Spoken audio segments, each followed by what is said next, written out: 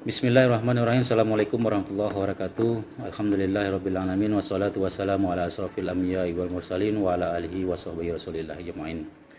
Izinkan saya pemateri ketiga pada kuliah filsafat ilmu ini untuk menyampaikan dua buah pantun. Pantun yang pertama, kuliah perdana di pasca sarjana, bertemu kawan berbeda budaya. Kalaulah kita ingin berjaya, maka belajarlah berusaha dan berdoa. Kalau nak sehat, minumlah jamu, pahit sedikit, tahankan dulu. Kalau nak pandai menuntut ilmu, maka belajarlah filsafat ilmu. Terima kasih kepada dosen pembimbing Profesor Dr. Hajah Hasna Faiza. Insya Allah pada materi kuliah kali ini saya akan berusaha menjelaskan materi ini sebaik mungkin. Pada kesempatan ini saya akan menjelaskan tentang bab 2, hakikat pengetahuan. Subbabnya adalah ukuran kebenaran. Ukuran kebenaran dibagi pada 3 kelompok. Pertama adalah kebenaran epistemologis, di mana kebenaran epistemologis adalah kebenaran yang berhubungan dengan pengetahuan manusia. Yang kedua adalah kebenaran ontologis. Kebenaran ontologis adalah kebenaran sebagai sifat dasar yang melekat pada hakikat segala sesuatu yang ada atau ditiadakan. Yang ketiga adalah kebenaran semantis. Kebenaran semantis adalah kebenaran yang terdapat serta melekat pada tutur kata dan bahasa. Ini ketiga teori ini disampaikan oleh Wadloy tahun 2001 pada bukunya halaman 157. Teori-teori yang menjelaskan tentang kebenaran epistemologis juga dibagi kepada 3 aspek. Yang pertama adalah teori korespondensi. Menurut teori ini, kebenaran atau keadaan benar apabila ada kesesuaian antara arti yang dimaksud oleh suatu pernyataan atau pendapat tersebut. Surya Sumantri 2007 halaman 57. Teori yang kedua adalah teori koherensi kebenaran. Menurut teori ini, kebenaran tidak dibentuk atas hubungan antara putusan dengan sesuatu yang lain, yaitu fakta dan realitas, tetapi atas hubungan antara putusan-putusan itu sendiri. Teori ini juga disampaikan oleh Surya Sumantri tahun 2007 halaman 56. Teori yang ketiga adalah teori pragmatisme tentang kebenaran. Menurut teori ini, benar atau tidaknya suatu ucapan, dalil atau teori semata-mata tergantung kepada asas manfaatnya. Ini diterangkan oleh Hadi Wijono tahun 2002 di halaman 131. Teori korespondensi, menurut teori ini, kebenaran atau keadaan benar itu apabila ada kesesuaian antara arti yang dimaksud oleh suatu pernyataan atau pendapat dengan objek yang dituju oleh pernyataan atau pendapat tersebut. Surya Sumantri tahun 2007 halaman 57.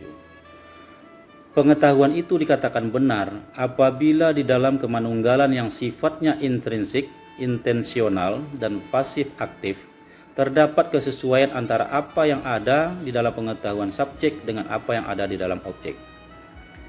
Berikutnya, pengetahuan adalah benar apabila apa yang terdapat dalam budi pikiran subjek itu benar sesuai dengan apa yang ada di dalam objek.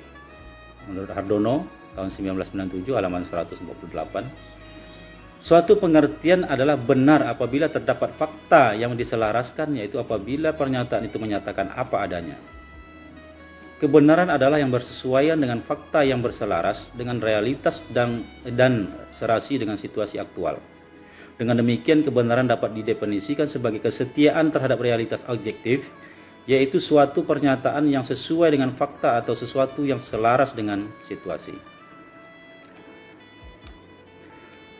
Selanjutnya adalah teori koherensi kebenaran. Menurut Wadloy tahun 2000 halaman 59 dibagi pada 4 pengertian, di mana suatu keyakinan tidak dapat diragukan kebenarannya apabila atau yaitu A. Pengertian yang bersifat psikologis, B. Pengertian yang bersifat logis, penyamakan kepastian dengan keyakinan yang tidak dapat dikoreksi, dan yang terakhir adalah pengertian akan kepastian yang digunakan dalam pembicaraan umum, di mana itu diartikan sebagai kepastian yang didasarkan pada nalar yang tidak dapat diragukan atau dianggap sah.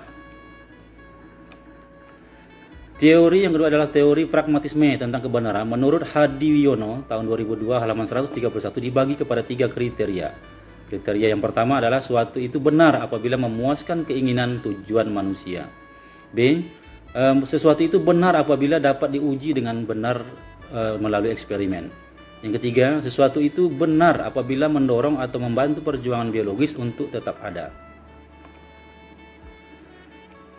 Berdasarkan teori kebenaran berdasarkan potensi subjeknya ada 4.